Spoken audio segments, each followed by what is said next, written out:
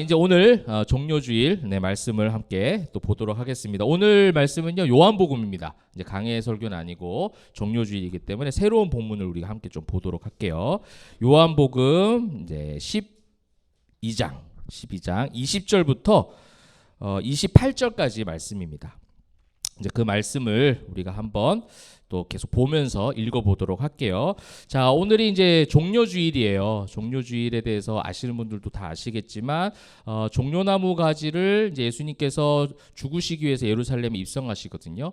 우리가 이제 부활절이 지나고 나면 예수님의 행적에 관련된 어떤 입체적인 성경의 어떤 부분들을 함께 나누고 배우고 하는 걸로 우리 이제 주일 예배를 계속 할 거예요. 우리가 다른 시간에 뭐 성경 공부를 막 하기는 좀 학기 중에 어려우니까 전 세대가 우리가 누가복음을 보고 있기 때문에 그 예수님에 대한 입체적인 것들을 뭐 어떤 장소, 배경, 상황, 또 성경적인 메시지들을 좀 그런 것들 우리가 함께 살펴볼 텐데 보통 이제 예수님께서 주로 사역하신 곳은 어디일까요?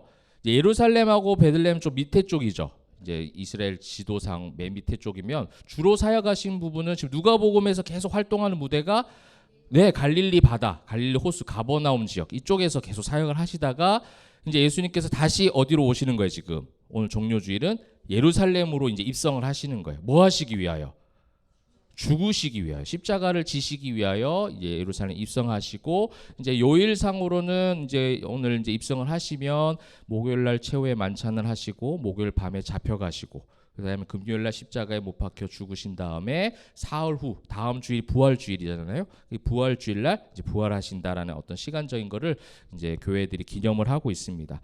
그런 종료주일, 오늘 이 종료주일로서 예루살렘 성에 입성하는데 예루살렘 성에 입성한 이야기를 오늘 뭐 많이는 하진 않을 거예요. 그 이면에 담겨져 있는 의미를 우리가 잘 살펴보는 게 중요할 것 같아요. 그러니까 이제 종려나무 가지 흔드는 이 예루살렘 입성의 기사들은요 사복음서에 다 나옵니다. 그만큼 중요한 거죠. 다 나와요. 다 나오는데 예루살렘 입성하는데 사람들이 이제 이 나귀 새끼 타고 예수님께서 입성하시는 것이 마치 이제 고대 사회에 어떤 왕이 입성하듯이 종려나무 가지를 막 흔들고 길에 깔고 그래서 이제 그렇게 하는 무리들이 지금 원하는 건 뭐예요? 우리가 늘 성경 보면서 봐왔던 거잖아요. 예수님을 어떻게 알고 있는 거죠? 어떤 정치적, 군사적 메시아로서 이제 드디어 이제 이 왕이 예루살렘 성에 입성해서 우리의 모든 이 속박된 것들을 다 풀어줄 것이다. 근데 죄의 속박이 아니라 뭐 로마의 속박, 상황과 환경적인 그런 것들을 해결해줄 그런 메시아로 기대하고 종려나무 가지를 흔들었던 거죠. 그래서 호산나 다윗의 자손 예수여 하면서 그 고백은 그 입술의 고백은 다 맞아요. 근데 그 마음의 중심 가운데 심지어는 함께했던 제자들조차도 잘 깨닫지 못하는 거죠. 이 종려나무 가지를 흔드는 이 상황 가운데 예루살렘 성에 입성하는 예수님의 그 모든 행적에 대해서 전혀 이해하지 못하고 있는 제자들, 주변 사람들의 이야기도 함께 담고 있습니다. 그래서 오늘 이제 이 요한복음에 나타난 또 우리가 오늘 이제 20절 말씀을 이제 처음부터 볼 텐데 앞에 12절부터 19절이 그 내용이에요. 예루살렘 성에 입성해서 종려나무 가지 흔드는 그 백성들의 환영을 받고 들어오신 장면이에요. 이게 이제 사복음서에 다 나와요.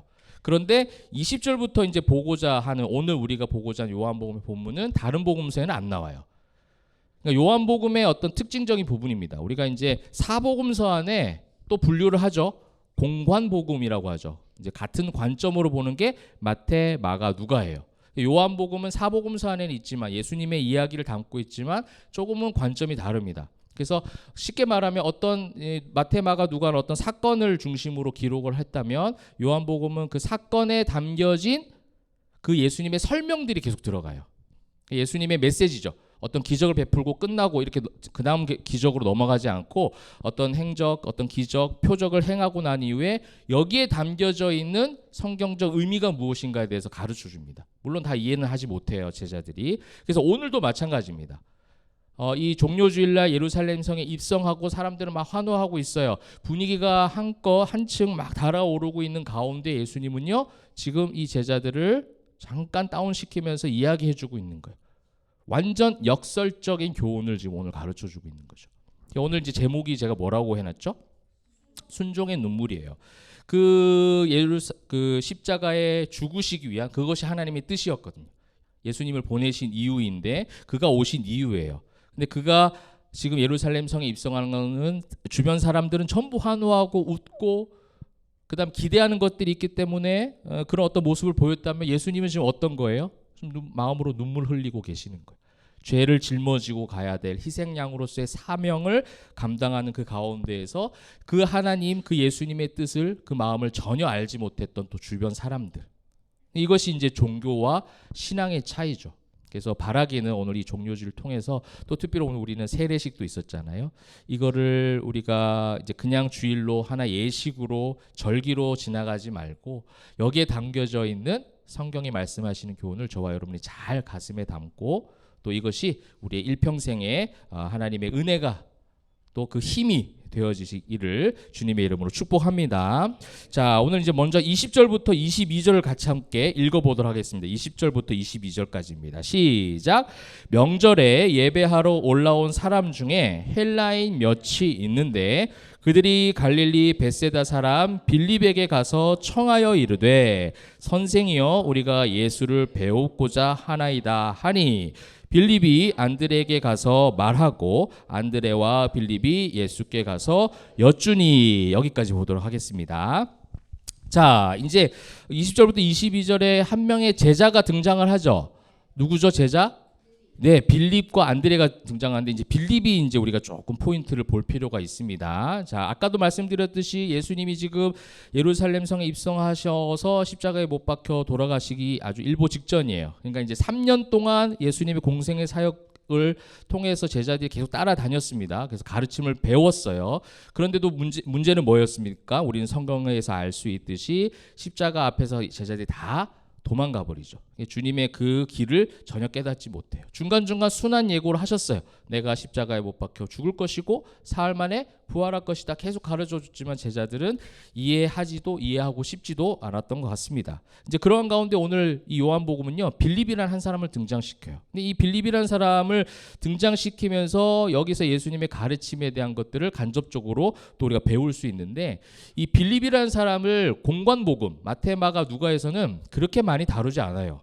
마태, 마가, 누가에서는 그냥 예수님의 제자들 이름 설명할 때 정도 나올 뿐이지 빌립의 행적, 빌립의 어떤 모습들 이야기는 전혀 담고 있지 않은데 요한복음에서 특별히 빌립을 담고 있어요.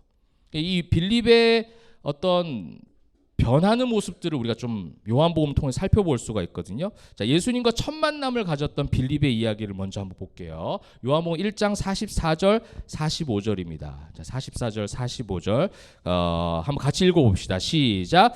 빌립은 안드레와 베드로와 한 동네 벳세다 사람이라 빌립이 나다나엘을 찾아 이르되 모세가 율법에 기록하였고 여러 선지자가 기록한 그 일을 우리가 만났으니 요셉의 아들 나사렛 예수니라. 아멘. 빌립이 이제 처음 예수님을 만난 거예요. 예수님 만나서 어떻게 하냐면 나다나엘에 가서 내가 예수님을 보았다. 그 선지자, 그죠? 그 성경의 모세 율법에 기록한 예비된 그 메시아를 우리가 만났다라고 하는 그 순수한 만남. 그 만남에 대한 고백을 지금 빌립이 하고 있고 그것을 주변 사람들에게 알리고 있어요. 그러니까 어떻게 보면 초반에 굉장히 순수했던, 그리고 이제 빌립이라는 사람은요 지금 어떤 일을 하고 있었냐면 어떤 일을 하고 있었어요? 베드로와 한 동네 벳세다 사람이에요. 그러니까 빌립도 역시 어부로서 그 지역에서 크게 뭐 엄청난 뭐 이렇게 직업을 갖고 있었거나 세상적으로 높은 지위에 있는 사람은 아니었어요. 굉장히 순수하고 연약하고 또 우리 빌립이라는 사람은 이제 학자들이 얘기하기로는 굉장히 이제 내성적이에요. 내성적이라서 빌립의 특징을 보면 그래요. 무슨 일이 일어나면 바로 얘기 안 해요. 누군가를 통해서 먼저 이야기를 합니다. 예수님 만났어요. 그래서 나다나엘에게 만났다 이렇게 이야기를 하고 오늘 말씀도 마찬가지예요. 오늘 말씀에서도 빌립이 어떻게 해요? 사람들이 막 얘기하니까 안드레에게 먼저 가서 이야기를 하고 안드레와 함께 예수님께서 얘기할 정도로 굉장히 이렇게 소심해요. 이렇게 내성적이에요. 그래서 갑자기 탁 이렇게 이야기하는 스타일이 아니죠. 굉장히 순수하고 깨끗하고 그런 빌립입니다. 그러면서 이제 중간에 약간씩 우리의 모습도 그래요. 예수를 믿고 참 순수할 때가 있었는데 교회 생활 오래 하다 보면 또 신앙 생활이 계속 깊어지다 보면 따라오는 것이 뭐냐면 교만함이죠. 교만함이고 머리가 커지고 여러 가지 생각들, 인간적 생각과 계산들이 막 들어와서 그것이 이제 심화되어지면 종교화가 되어지는 거죠. 그래서 누군가를 정죄하고 판단하는 쪽으로 흘러가는데 요한복음 6장 5절, 6절, 7절에 이제 그 모습이 나옵니다. 요한복음 6장에서는요. 우리가 잘 아시는 오병이어 사건이 등장을 해요. 오병이어 사건, 그죠? 물고기 2마리와 떡 5개를 가지고 있었는데 5,000명을 먹이신 사건. 그 축사하셔서 그것이 이제 12바구니가 남도록 엄청나게 이제 많아지는 기적을 경험하게 되어지죠. 근데 그 전에 6장 5절 6절 보시게 되면 예수께서 눈을 들어 큰 무리가 자기에게 오는 것을 보시고 빌립에게 물어보세요. 그 얘기가 이제 요한복음에 나오는 거예요. 우리가 어디서 떡을 사서 이 사람들을 먹이겠느냐라고 약간 테스트적인 질문을 하게 됩니다. 이제 그렇게 말하는 거는 어떻게 하실지를 아시고 6절에 보면 빌립을 시험하고자 하십니다. 성경 딱 나오고 있죠. 그런데 이제 빌립이 뭐라고 얘기하냐면 각 사람으로 조금씩 받게 할지라도 200데나리온의 떡이 벌써 계산이 다다닥. 이제 내성적이면서도 이제 인간관계에서는 좀 그럴지 몰라도 자기 안에 있는 어떤 이 계산은요 굉장히 빨리 돌아가는 사람이었던 거예요. 이 사람 숫자를 쫙 파악을 하고 이 사람들을 먹이려면 우리에게는 어떠한 얼만큼의 돈이 필요하고 이런 것들을 계산을 하고 있는 거를 예수님께서 어떻게 해요? 아시고 예수님이 어떻게 하실 것이다라는 믿음, 예수님이 우리를 구원하시기 위해서 메시아로 이 땅에 오셨다는 순수한 그 첫 만남 이후에 시간이 가면 갈수록 어떻게 되는 거예요? 점점 내 생각과 내 계산이 막 들어오기 시작하는 거예요. 그래서 예수님께서 먹이실 거라는 생각은 전혀 하지 않아요. 우리에게 돈이 없다라는 것을 먼저 결론을 내버리는 거죠. 그러다가 이제 예수님께서 십자가에 못 박히시기 직전인 이 예루살렘 입성 사건에서 요한은 이 빌립을 등장시켜서 오늘 빌립은 또 어떻게 하고 있는가? 이제 그걸 또 볼 수가 있겠죠. 자, 이제 빌립 한번 봅시다. 오늘 본문입니다. 자, 예배하러 올라온 사람 중에 헬라인 몇이 얘기합니다. 헬라인이랑은 이방인들인 거예요. 이것도 의미가 있죠. 근데 헬라인 몇이 말을 하는 거예요. 갈릴리 벳세다 사람 이렇게 얘기 또 하죠. 그러니까 갈릴리 벳세다 사람이라는 것은 무엇이냐면 어떤 지위가 높은 사람이 아닌 그런 출신의 사람이다라는 것을 일부러 지금 기록을 하고 있는 거예요. 그런 빌립에게 가서 청하여 이르되 뭐라고 지금 불렀습니까? 선생이여 불렀어요. 그러니까 우리가 생각하는 헬라어적 선생은 뭐가 있어요? 랍비, 그죠? 선생님 이런 어떤 의미인데 여기서 원어는 뭘까요? 여기서 원어는 퀴리오스예요. 그 주예요, 주. 제자를 지금 뭐라고 사람들이 부르고 있는 거예요? 주님이라고 부르는 거예요. 그러니까 여기서 지금 이 번역상 성경은 이건 잘못된 거예요. 이건 선생이 아니에요, 지금. 이건 주라고 부른 거예요. 빌립이 한껏 들뜨도록, 그죠? 빌립이 완전히 어깨뽕이 쫙 올라가도록 지금 뭐라고 불러준 거예요? 제자들을 지금 그런 분위기였다는 거예요. 왕이신 예수님이 나귀를 타고 딱 오시는데 주변에 참모들이 누구예요 지금?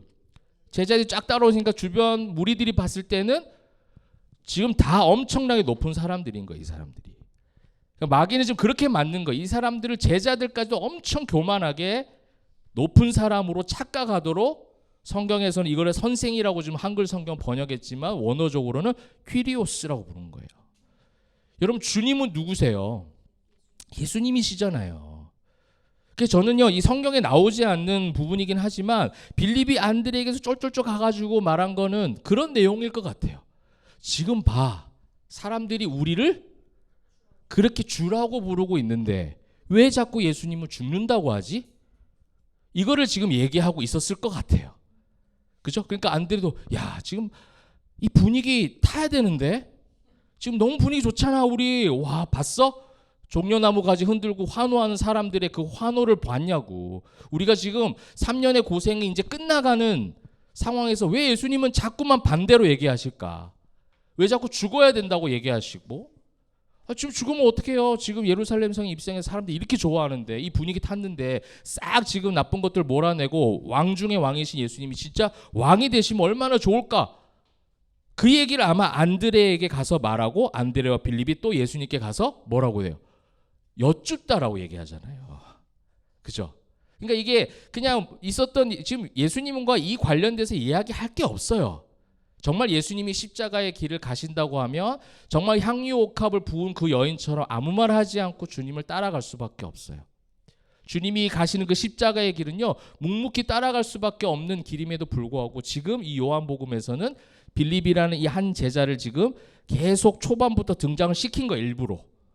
공간복음에 나오지 않았던 빌립을 요한에서 계속 등장을 시키면서 그의 삶의 어떤 인간적인 죽지 않는, 여전히 내가 살아있어서 예수님을 만나면 처음엔 죄인이라고 고백했던 베드로도 점점 어떻게 해요? 자신이 살아나잖아요. 나는 주님 앞에 할 수 있어요. 절대 주님 다 배신하고 떠나도 나는 절대 주님을 떠나지 않습니다. 내가 엄청 살아있는 거예요. 제자들이 이제 그렇게 된 모습을 빌립이라는 한 사람을 통해서 지금 요한복음에서는 하나님께서 보여주시는 거죠. 가서 여쭙고 있는 거예요. 지금 주님 지금 너무 좋은데요? 우리 좀 잘해보면 안 될까요? 막 이런 이야기를 하지 않았을까 하는 생각이 듭니다. 왜냐하면 그 다음 예수님의 말씀을 우리가 보면서 확인할 수 있을 것 같아요. 23절부터 25절까지 한번 읽어보겠습니다. 시작. 예수께서 대답하여 이르시되 인자가 영광을 얻을 때가 왔도다. 내가 진실로 진실로 너에게 이르노니 한 알의 밀이 땅에 떨어져 죽지 아니하면 한 알 그대로 있고 죽으면 많은 열매를 맺느니라. 자기의 생명을 사랑하는 자는 잃어버릴 것이요 이 세상에서 자기의 생명을 미워하는 자는 영생하도록 보존하리라. 아멘. 자, 굉장히 이제 역설적인 이야기가 나오죠. 예수님께서 말씀하십니다. 인자가 영광을 얻을 때가 왔도다. 여기까지는 좋아요. 그죠? 그렇지. 그렇게 얘기하셔야지. 영광을 얻을 때가 왔는데 사람들이 생각하고 기대하는 영광과 예수님이 이루신 영광은요, 완전히 달라요. 여러분, 저는 이것이 같아지는 게 신앙이라고 믿습니다. 이것이 성경적으로 주님과 주파수가 맞춰지는 것이 진짜 신앙인의 믿음의 장성한 분량으로 자라나는 모습이라고 믿습니다. 사랑 우리 포여마 성도들 모두가 저와 함께 그것을 맞춰가면 좋겠어요. 근데 그 맞춰갈 수 있는 기준은 우리에게 주어져 있잖아요. 이 말씀이죠. 이제 말씀으로 계속 맞춰가는 거예요. 근데 이들이 바라는 영광은 이것이 아니었어요. 예수님이 죽는 게 아니라 예수님이 정말 큰 힘을 발휘하셔서 오히려 살아있는 것을 기대했지만 예수님은 그것이 아닌 다른 영광을 이야기하세요. 이제부터가 문제예요. 24절에 보니까 우리 한 알의 밀이 땅에 떨어져 죽지 아니하면 한 알 그대로 있고 죽으면 많은 열매를 맺느니라. 뭔가 이상한데 또 그 얘기하시네. 뭐 하자는 거예요 지금? 죽자 얘기하는 거예요. 죽어야 그 밀이 땅에 떨어 죽어야 그것이 많은 열매로 살아나는 것이다 라고 얘기하는 거예요. 그러면서 부연 설명 또 합니다. 자기의 생명을 사랑하는 자는 잃어버릴 것이요 자기의 생명을 미워하는 자는 영생하도록 보죠. 영생에 대한 부분 얘기해요. 너는 지금 이 땅에 있는 것들, 이 땅에 속한 것들에 대해서 계속 관심 가지니까 이 영광도 이 땅의 관점으로 바라보고 있지만 내가 지금 이루기 위한 영광은 죽기 위해서 이 땅에 온 거다. 그가 오신 이유 십자가의 길을 가시기 위해 우리를 죄의 속박에서 구원하셔서 온전하게 구속하시기 위해 이 땅에 오셨다라는 것을 말씀하시는 거예요. 그래서 나는 십자가의 죽음을 반드시 그 과정을 거쳐가야 한다. 그리고 그 십자가의 죽음을 통과하고 나면 뭐가 있는 거예요? 영생, 부활을 통하여 참된 생명이 주어질 것이다라는 요한복음 안에서의 순환 예고가 여기서 나오는 거예요.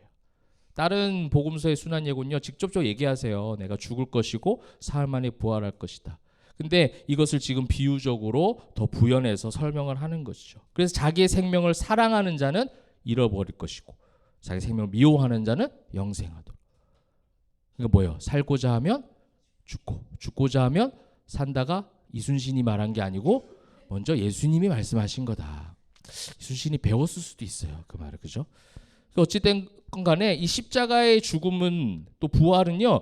지금 살고자 하면 죽는 것이고 죽고자 할 때 살아나는 그 엄청난 성경의 신비를 역설적 고백을 지금 종려나무 가지 흔들면서 기다렸던 사람들 다 지금 뭐 하고자 한 거예요? 다 자기가 살고자 하는 거예요. 다 우리가 살아야 돼. 잘 살아보세. 잘 살아야 돼. 잘 살 수 있어. 이것이 뭐예요? 이꼬르 영광이라는 거예요. 그러니까 예수님하고 완전히 다른 거죠 지금. 엄청난 외로운 길을 갈 수밖에 없는 거예요. 그 영광에 대해서 설명해주고 있는 말씀이 26절입니다. 26절 한번 읽어보겠습니다. 시작. 사람이 나를 섬기려면 나를 따르라. 나 있는 곳에 나를 섬기는 자도 거기 있으리니 사람이 나를 섬기면 내 아버지께서 그를 귀히 여기시리라. 아멘. 그 영광은 무엇이냐면요, 완벽한 정체성에 대한 변화예요. 사람이 나를 섬기려면 나를 따르라예요. 그들이 늘 배웠던 거예요. 제자들이 나를 따르라 나를 따르라 수없이 3년 동안 이야기 들었던 내용이에요. 근데 지금 그들은 뭘 따르고 있어요? 세상의 영광을 따르고 있는 거예요. 예수님은 순종의 눈물을 흘리고 계시지만 이들은 불순종의 세상적 영광을 지금 쫓아가고 있는 거예요. 그러면서 줄 수 있는 그 영광의 은혜가 무엇이냐면 나를 따르라. 나를 따르라가 뭐예요? 우리가 아까 제자도 했잖아요. 우리 퀴즈 할 때 제자됨의 모든 그 예수님의 제자사의 키워드는 뭐다? 은혜예요. 은혜. 값없이 주신 불강력적 은혜예요.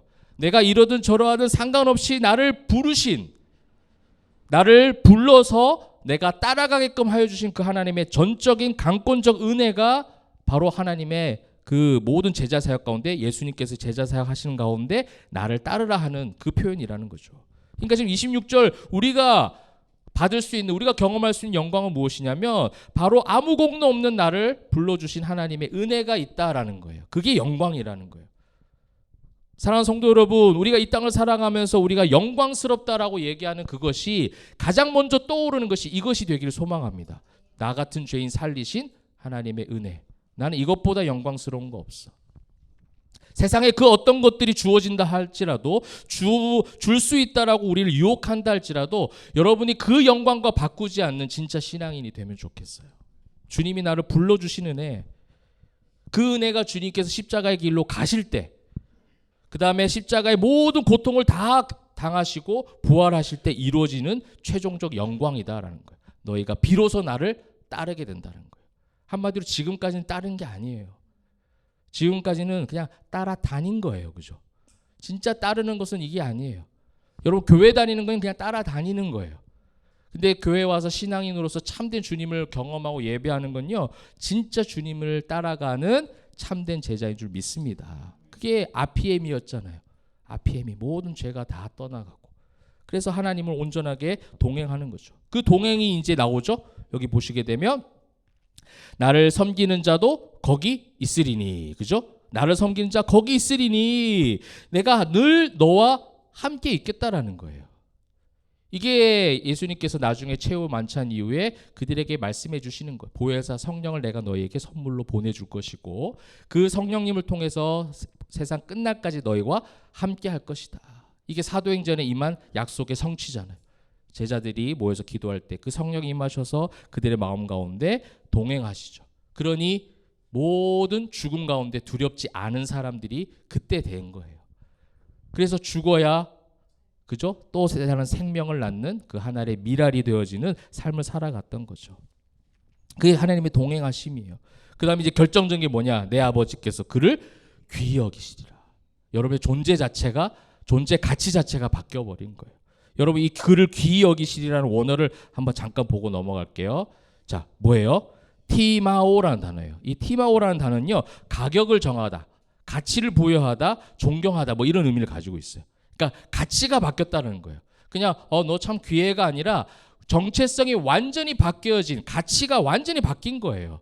죄인에서 의인으로 완전하게 바뀐 가치적 가치의 변화예요.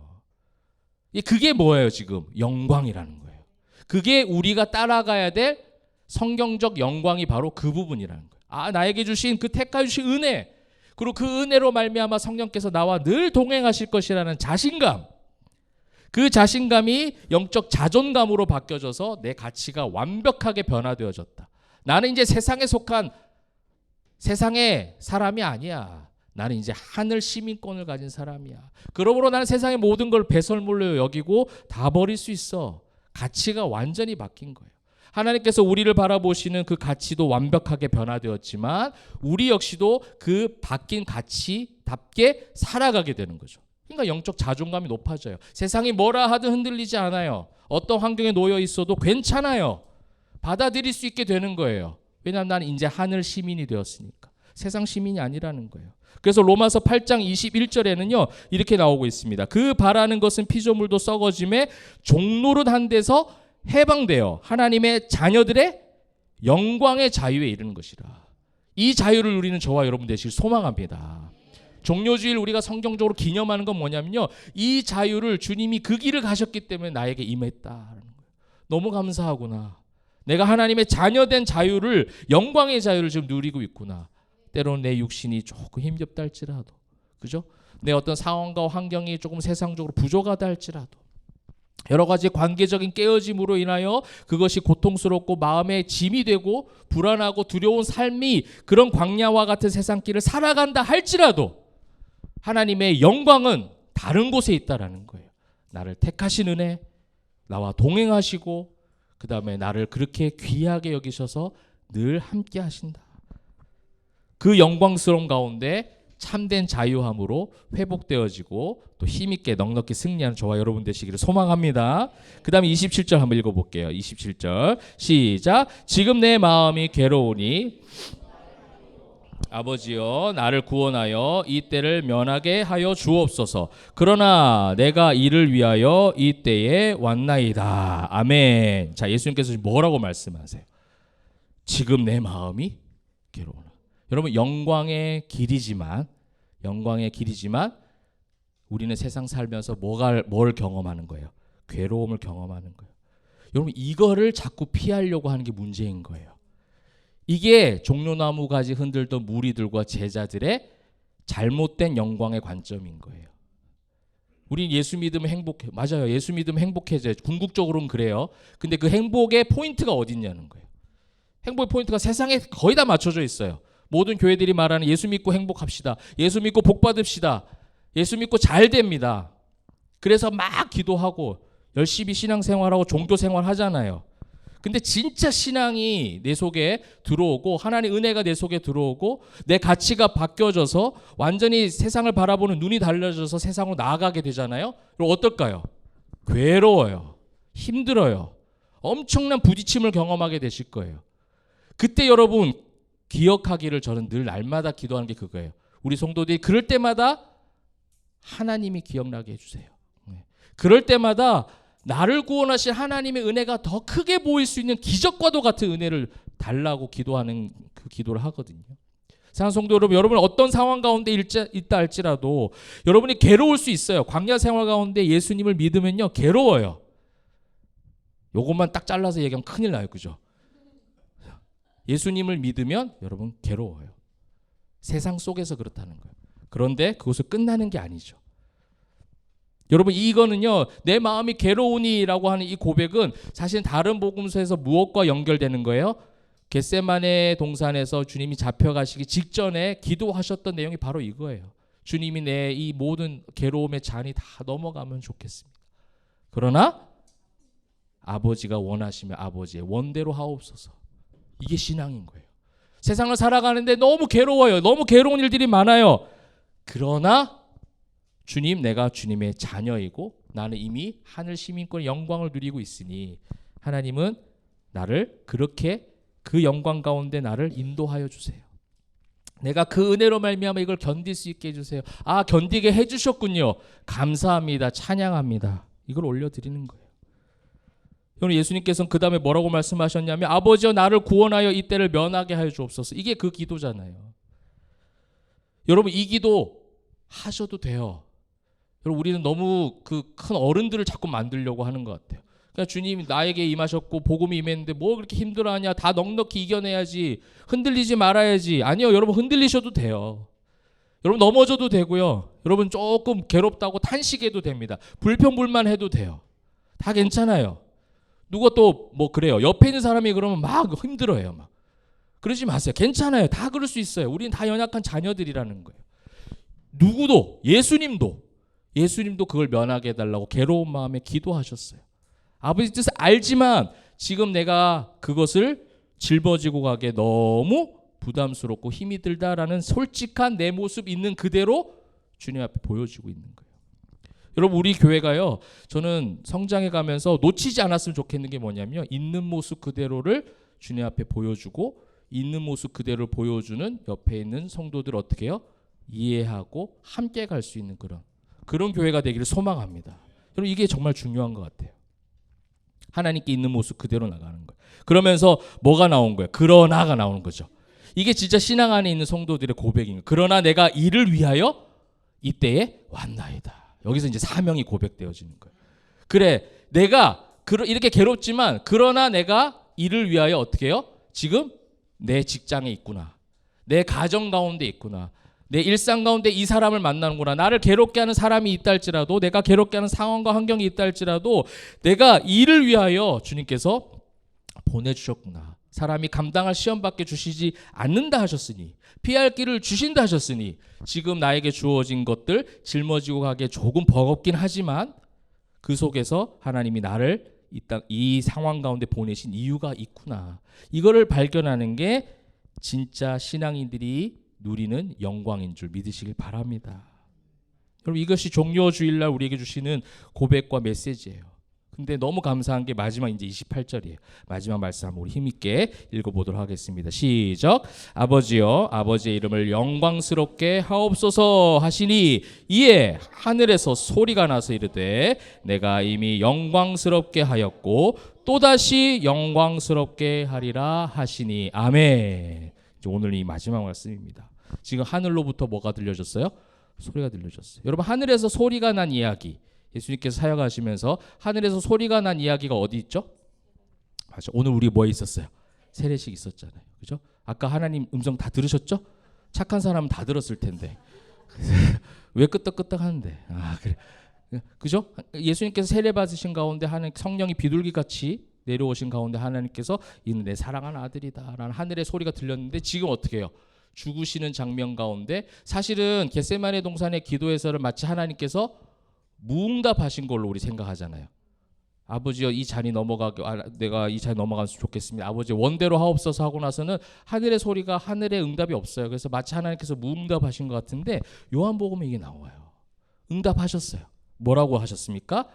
내가 이미 영광스럽게 하였고 그 다음에 또다시 영광스럽게 하라. 여기 이제 신학적 요소가 다 나온 거죠. 우리가 말했던 이미와 아직 사이에 있는 거예요. 예수님을 통하여 이제 구원이 이미 영광스럽게 임하십니다. 죽으심과 부활을 통하여 이미 이루셨어요. 그러나 주님이 또다시 오시는 그날까지 우리는 계속해서 또 살아가는 거예요. 또 그때에 또다시 우리를 영광스럽게 할 그날을 향해서 힘있게 달려가는 거예요. 이게 종료주일, 고난주간, 부활주일을 보내는 우리의 신앙의 마음 가운데 깊숙하게 뿌리 깊게 내려져서 진짜 삶의 열매가 되어지기를 축복합니다. 하나님께서 오늘도 여러분에게 하늘에서 진짜 무슨 우레와 같은 소리가 들리지 않는다 할지라도 세미한 음성 가운데 임한다 할지라도 그 하나님의 음성을 들으시고 경험하시는 저와 여러분이 되면 좋겠어요. 내가 너를 이미 영광스럽게 하였다. 네가 세상에서 그렇게 산다 할지라도 내가 너를 이미 영광스럽게 하였다. 그러기 위해서 내가 그 길 갔잖아. 그 죽음의 길, 그 고통의 길, 그리고 내가 부활하여 너에게 그 영광을 이미 주었다. 그리고 그렇게 주님이 다시 오시는 그날까지 힘겹게 살아가는 내 자녀들 너희를 또 다시 영광스럽게 할 거야. 그러니까 조금만 힘을 내 얘기해 주시는 거예요. 여러분 오늘 종료주일 그리고 우리 세례는요. 우리의 죄로 말미암아 예수님의 이 대속적 죽음이 있었고 그 죽으심 부활의 영광으로 완전한 승리와 회복을 가져다 준 거예요. 사랑하는 성도 여러분 이번 종료주일 또 이번 주간 우리가 교회에서 요란하게 뭘 많이 하진 않아요. 그렇기 때문에 여러분들이 그 하나님, 그 예수님의 마음을 깊이 있게 묵상을 한 주간 되시면 좋겠습니다. 아까 우리 청년이 기도했던 것처럼 이번 한 주간 그런 주님과 함께 동행해서 그 주님의 마음을 깨닫고 종료주일날 엉뚱하게 종려나무 가지 흔드는 물이 되지 말고 요란하게 만드는 그런 상황 가운데 놓여져 있지 말고 세미한 하나님의 음성 내가 너를 영광스럽게 하였고 그 다음에 또다시 내가 너를 영광스럽게 할 것이다. 그래서 우리 신앙인들이 가지고 있어야 될 이 종료주의를 맞이해야 될 우리 자세는 뭐예요? 죽어야 돼요. 또 그렇죠? 죽고자 해야 돼요. 여러분 고린도전서 15장 31절 너무 잘 아시죠? 형제들아 내가 그리스도 예수 우리 주 안에서 가진 바 너희에 대한 나의 자랑을 두고 단언하노니 뭐라고요? 나는 날마다 죽노라. 죽는 것을 두려워하지 않는, 우리 생명에 대한 죽음을 이야기하는 것보다 우리 안에 있는 자아도 많이 있잖아요. 여러분을 불안하게 하는 그 불안감, 두려움, 열등감, 그죠? 여러 가지 어떤 분노와 시기와 질투들, 다툼들, 이 모든 것들이 있어요. 이것을 내가 죽인다? 못해요. 그러니 뭐가 필요해요? 주님의 그 은혜가 필요한 거예요. 아까 그 주님의 은혜로 우리를 불러주셨고 나와 동행하시고 그 다음에 어떻게 합니까? 나를 귀하게 여기시는 그 은혜가 합쳐질 때에 그 하나씩 죽어져 가는 거예요. 그리고 그렇게 여러분 성령께서 여러분들을 도와주실 줄 믿습니다. 그래서 이번 주간에 우리가 예수님과 함께 동행하면서 내 안에 또다시 죽어져야 될 것이 있을 거예요. 지금 많이 죽어져 왔잖아요. 그죠? 그것이 은혜죠. 이미 영광스럽게 해주시는데 또다시 영광스럽게 하시기 위해 어떤 과정을 겪게요? 계속 십자가의 죽음과 부활을 우리는 반복해서 경험하는 거예요. 그게 신앙인들의 삶이에요. 십자가와 부활을 계속 경험하면서 사는 거예요. 죽으심과 다시 살아남, 죽으심과 다시 살아남. 언제? 1년에 한 번 이렇게 부활절이 있을 때? 그죠? 매일매일 날마다라고 얘기하잖아요. 그러니 신앙인이 되면 삶이 편안해요? 아니면 좀 괴로워요? 네, 편안하길 바라는 마음으로 제가 편안히 이걸 길게 했고 좀 괴로운 거 약간 했는데 사실상 실상은 그죠? 왔다 갔다 하겠죠. 왔다 갔다 하는데 우리에게 괴로운 세상의 삶은 있지만 궁극적 평안, 세상이 흉내낼 수 없는 진짜 평안. 왜 이 상황 가운데서도 나는 평안하지? 왜 나는 이 상황 가운데서도 기쁘지? 예수님으로 말미암아, 그죠? 하나님으로 말미암아. 무화과 나무 잎이 다 마르고 소출이 다 마르고 외양간 송아지가 다 도망간다 할지라도 나는 여호와로 말미암아 즐거워한다. 여러분, 이것이 진짜 신앙인의 고백인 줄 믿습니다. 그 고백으로 회복되어지는 저와 여러분 되시기를 주님의 이름으로 축복합니다. 아멘. 이제 말씀을 맺도록 하겠습니다. 우리 종료줄과 또 세례식이 있었던 오늘 주일이었는데요. 우리에게 주시는 메시지를 한번 또 말씀을 통해서 정리하고 마무리를 하면 좋겠어요.